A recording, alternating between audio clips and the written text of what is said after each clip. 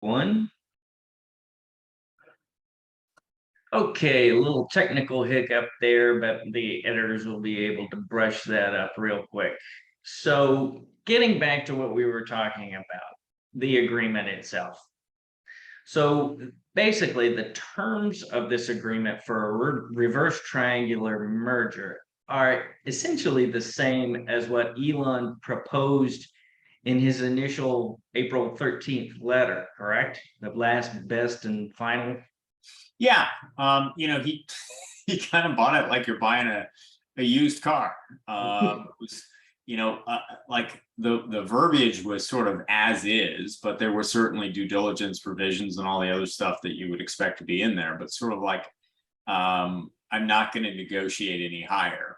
That or at least that's how I would interpret last best offer. Yeah. And look, it was a 30 to 40% premium to where the stock was trading before he announced that he was accumulating stock. So it's a pretty good offer. Right. Well, having worked in Silicon Valley and worked with companies in the normal world, it is fantasy land in terms of whether there's any business metrics, any sort of fundamentals that will support the stock price. What do financials mean? All these companies went public before they ever had a profit, and the whole idea is just this is the new thing, and we'll see what happens with it. Fair assessment. Yeah, it is. I mean, fundamentals don't matter at all until all of a sudden they do, right? Look, that starts to happen when you have a correction like we've been having. So not incidental here is the fact that he's pulled out. Yeah. The markets are down a lot, right? So obviously the valuations would be lower. Certainly, Tesla's 50% off of its highs, so that was part of its financing source. So there are some pretty meaningfully changed dynamics, regardless of what the intent was to start with. Right. So the market has shifted a lot. The due diligence and the type of deals that we often see, the things that the buyer is looking at and can kill a deal when they find some is the accounting. They look through the numbers. Wait a minute here. How are you recognizing revenue? Are you accruing all your expenses? Do you properly account for this and that? Once the buyer finds anything to kind of kill their confidence in the numbers, that's when you got a lot of work to hold a deal together. In this case, it's not about the accounting. It's about the accounts. It's about how many of these are spam accounts, how many are bots, and how many of these are real users on Twitter. And that's the information that he's been trying to pull out of them. And there's something called the fire hose that supposedly has all this data that they've been sharing with him from time to time. But anyway, April 27th, they signed this agreement. And recently, July 8th, he sends a letter saying it's off and gives a long list of reasons why he's terminating the agreement. And the primary reason he gives is that he can't get the information that he needs through the due diligence process. And just reading the agreement. And now Twitter has responded by saying, no, we're going to sue you. We're going to hold you to this deal. We've got a specific performance clause. We're going to make you buy us, and you're going to like it because we have not breached this agreement. The tough thing here, and you and I both do deals, but being a lawyer, I've seen a fair amount of litigation. And a litigator could look at a sandwich and find a way that one side of the sandwich could sue the other. You can always invent litigation. And the longer that the issues, take to prove, the more value that there is in getting the case over with. This is a case when there's this much money at stake. I don't see how it's resolved short of a trial on the facts here. Because what we've really got is a factual dispute.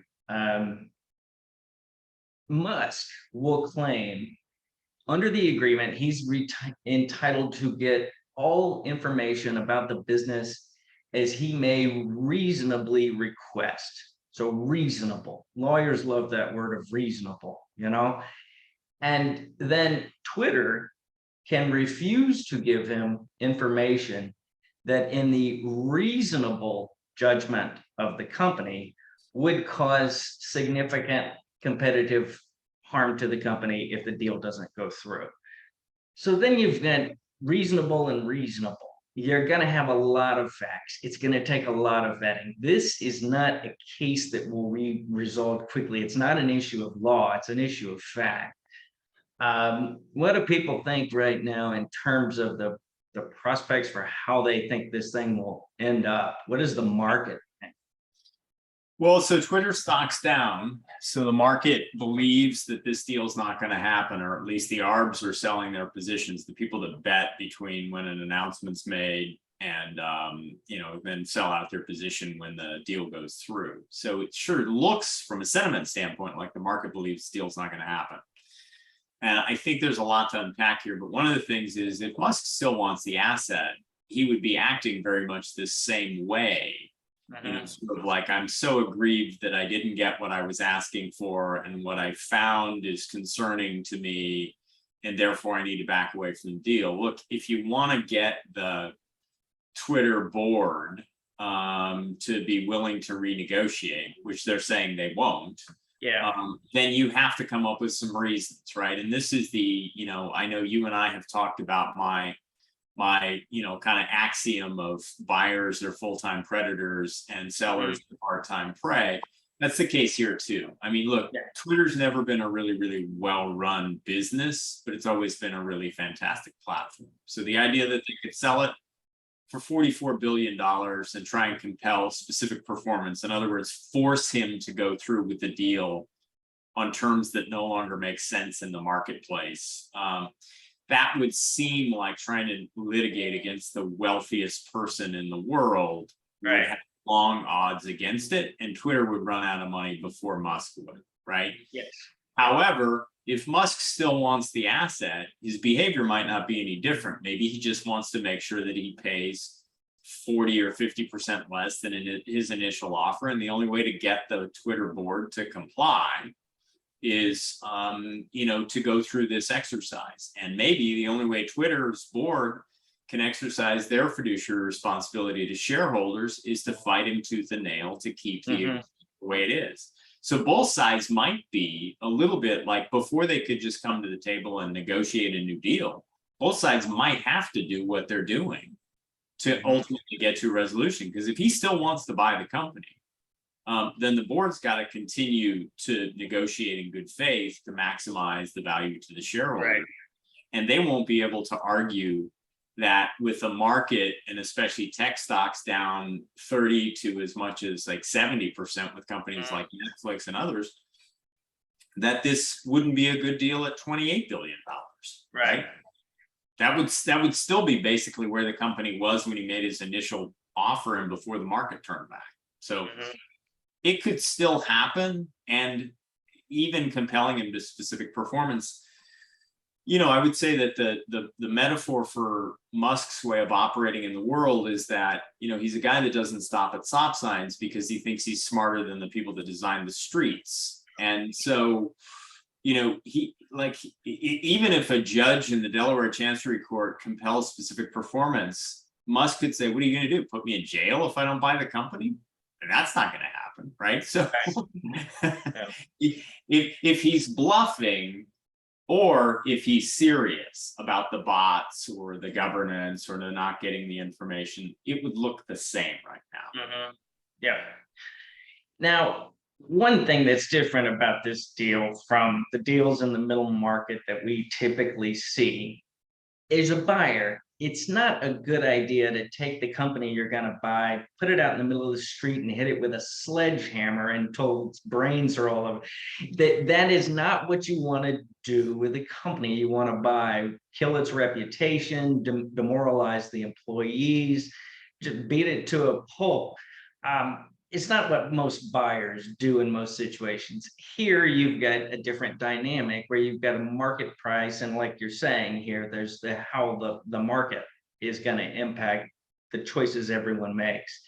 The other bit I would say, as an attorney, there is enough money at stake here, and the parties are far enough apart, I would say, that there's gonna be a full protected bit of litigation. There's not, you and I have a dispute over $10,000, a gambling debt you owe me, and finally we just say, look, it's not worth getting lawyers involved. We're just not. This one is the complete polar opposite of it. There's enough money at stake here that they would gladly pay attorney's fees to sue this thing until they see how it's likely to come out. Fair enough? Absolutely, David. Everyone involved has good reason to take this thing to the mat, to go as far as it needs to go. If you're Musk, and you don't want to own the asset at $44 billion, forget the $1 billion breakup fee, because you've also got shareholder lawsuits that have already been filed and those that will be filed if he doesn't go through with it. You've got an SEC investigation. You've got a lot more than $1 billion worth of exposure. If you're the Twitter board, you're going to sue Elon Musk for everything between $44 billion and where the share price is right now, and say $1 billion out the window. You have irreparably harmed this company. And so, either specific performance or financial remuneration, in proportion to the harm you've done. And I think you're spot on. I think that's what's going to happen here. And I think with certainty that no matter how long it takes, Musk is either going to own Twitter or be a lot less wealthy at the end of it, no matter what his, kind of power and resources are. Yeah. Well, I mean, it might be kind of a no-win situation here, that both of them are going to spend a lot. What's going to happen to Twitter as all of this evidence is vetted in court? I mean, I'm sure that there's much as possible they're going to try to submit things under seal. But I mean, you're going to hear a lot of information, about the fake accounts on Twitter, and a lot of other information that'll be damaging to its reputation. There's going to be some harm to both sides here. You don't go through 15 rounds without taking some shots. When Musk gave his letter saying, I'm out, it's terminated, it's over. Okay. It's when you're going to have litigation with someone, it's the opposite of having an argument with your spouse. If you're going to have an argument with your spouse, just pick your battles. Pick one thing to talk about. Okay.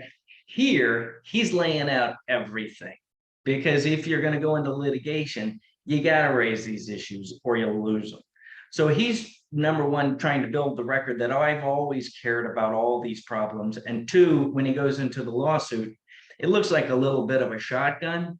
But if you don't shoot that shotgun, then you're only left with one of the allegations.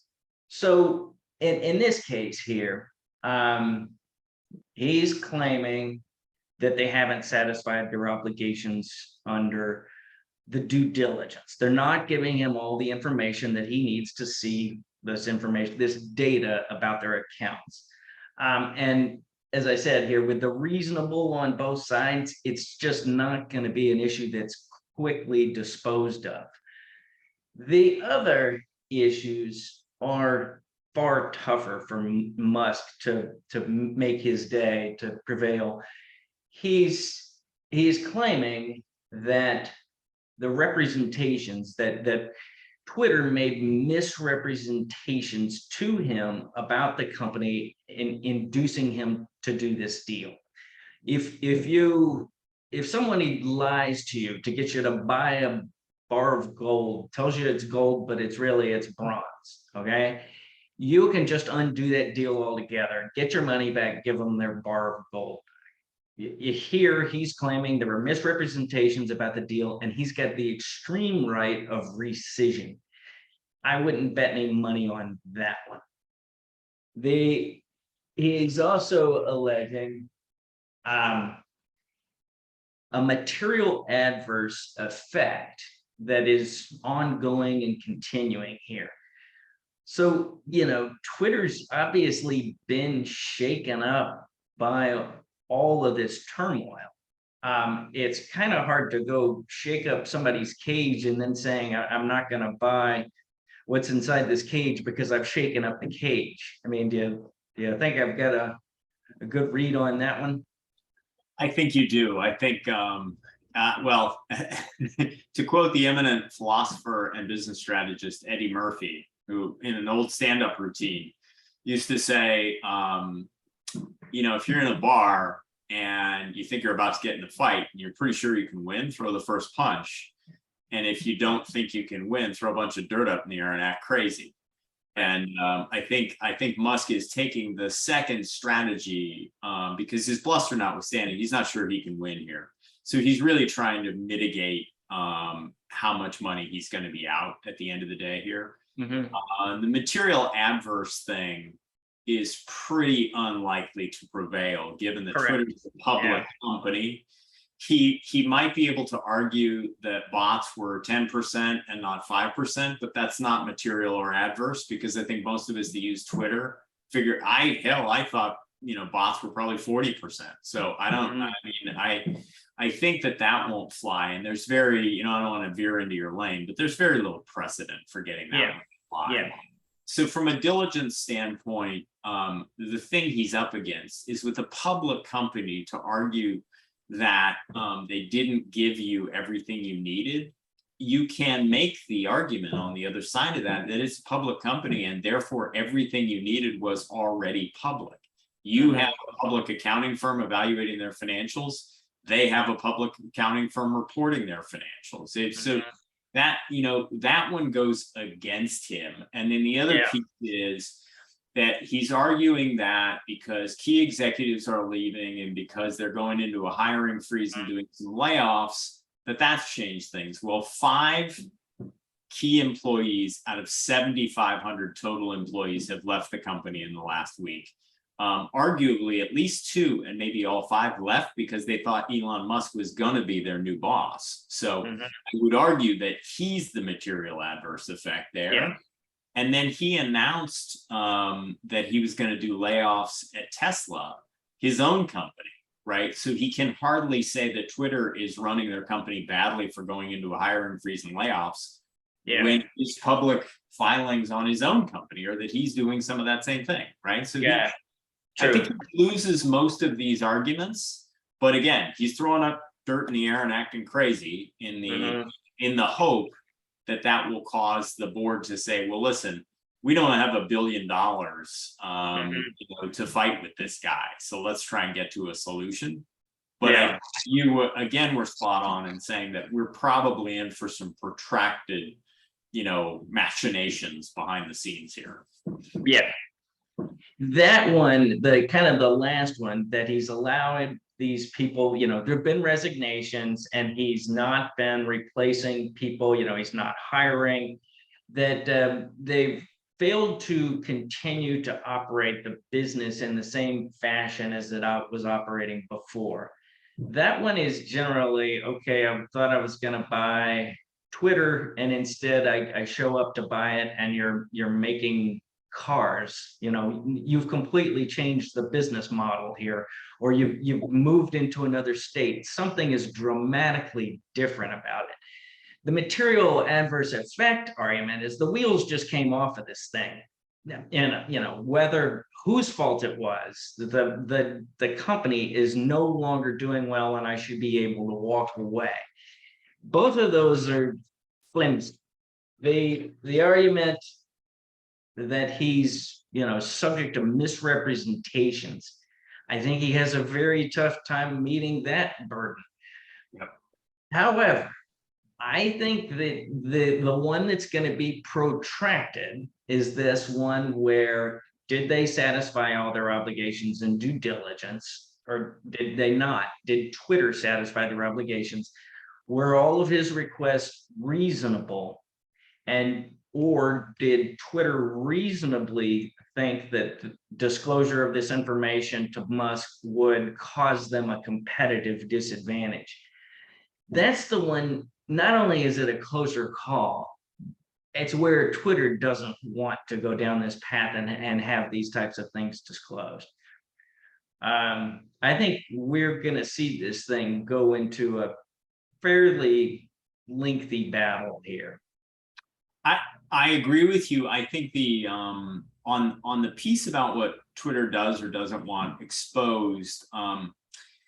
I mean, first of all, I would say again that while Twitter has had a high market cap, it's never been a well-run business. So arguing that you started to dig in and found out that it's not a well-run business, I could send you 50 articles about how badly Twitter's run over the last 10 years. That's not new information. The idea that instead of 840 million in EBITDA, they have 620 because of how you report different things. I mean, that won't be revelatory. It has never been a well-run business in a financial sense. And the other thing too is that they went through a really public governance fight to get to the current CEO. Arguably the fact that he works full-time and Jack Dorsey didn't makes him a better CEO than Jack Dorsey, because at least he shows up for work, right? And Musk has a little bit of a problem there too, because in his in his offer he said he was going to act as the CEO. So that's a third company that he's going to be the not full-time CEO himself. Most of his arguments won't pass the test of what he does or doesn't disclose on his side. So it's if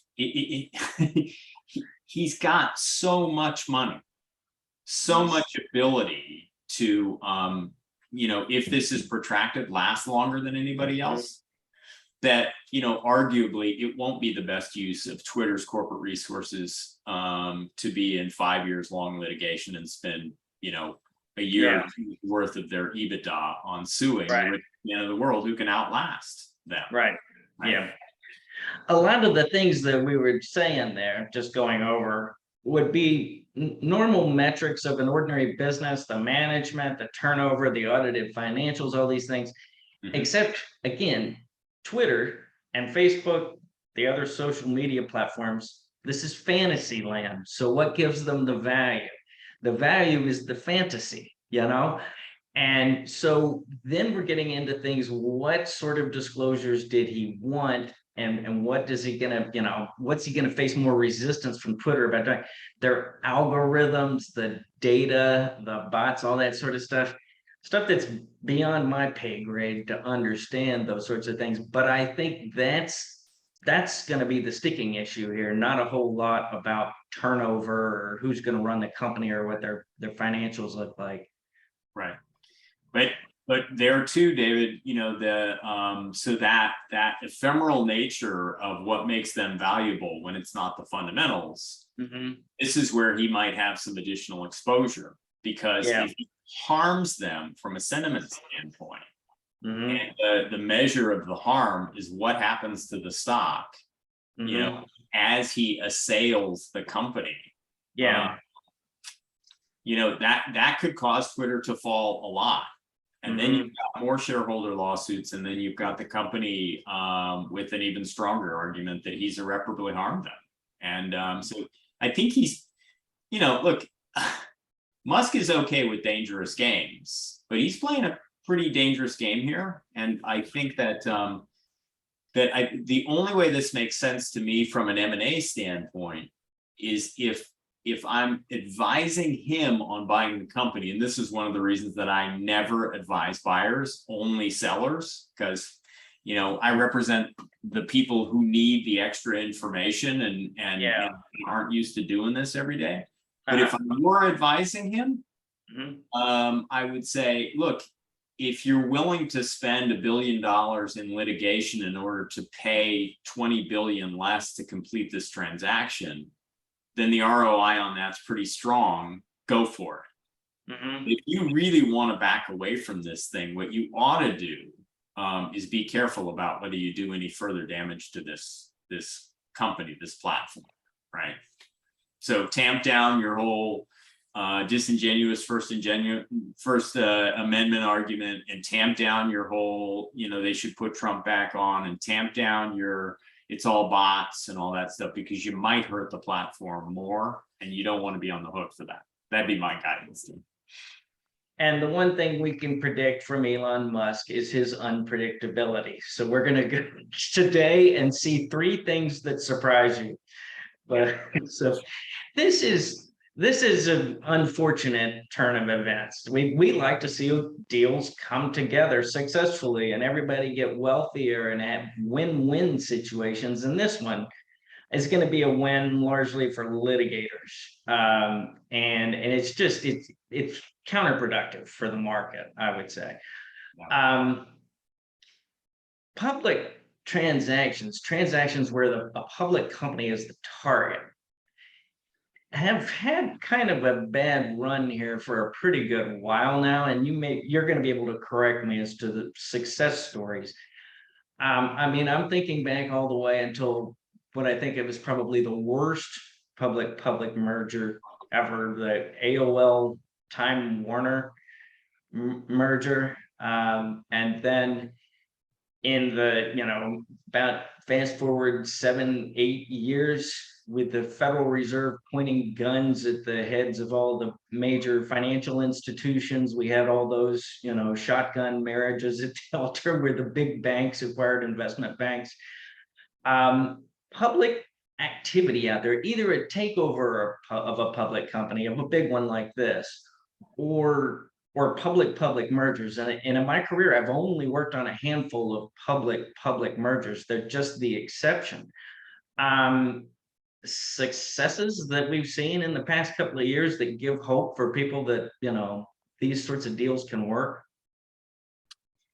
Yeah, well, you're right about the idea that they're, you can't list that many of them off, and part of that is that we've been in a largely up stock market for a number of years, and so the ability for one public company with a whole bunch of MBAs and maybe even some PhDs buying another public company that's got a bunch of MBAs and maybe PhDs, and getting more out of it with synergies, which kind of rarely happens, especially when you have to pay up for it, because you've got private equity firms on the sidelines with $1 trillion of dry powder, and every time a public company tries to buy another public company, you've got a private equity firm that can, in some cases, outbid them, and has just as much ability to finance the deal. So generally, they'll overpay. So none of those are turning out to be fantastic success stories. And I think you're right. AOL Time Warner turned out to be,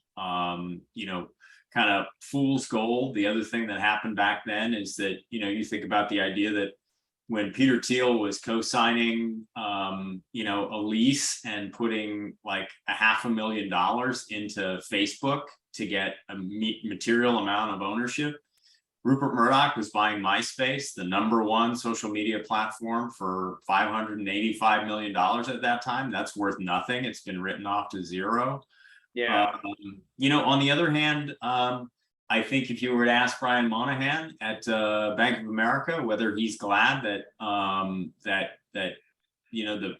the Merrill Lynch. Fed pushed Merrill Lynch into a shotgun wedding with them. I mean, they've made a ton on Merrill Lynch. Yeah. It didn't work out so well for Jamie Dimon to have to buy Bear Stearns. On the other hand, arguably some of those things saved the financial markets. I mean, there was a period in there where if the financial markets had been a TV network, we were pretty close to going dark there for a period of time. And so there's but your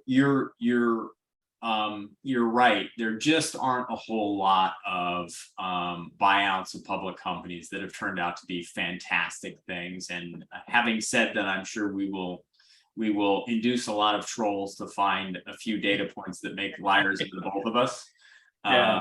But generally speaking, private companies getting sold to public companies has made more sense because private companies, have been trading for kind of 8, 10, 12 times in a buyout boom. And the public companies that are buying them are trading at 18 to 40 times. And so, if you take $10 million of EBITDA from a company that trades at 10, right? It's $100 million company into a public company that trades at 30 times, move that EBITDA in, you now have $300 million worth of market cap. You paid $100 million for the company.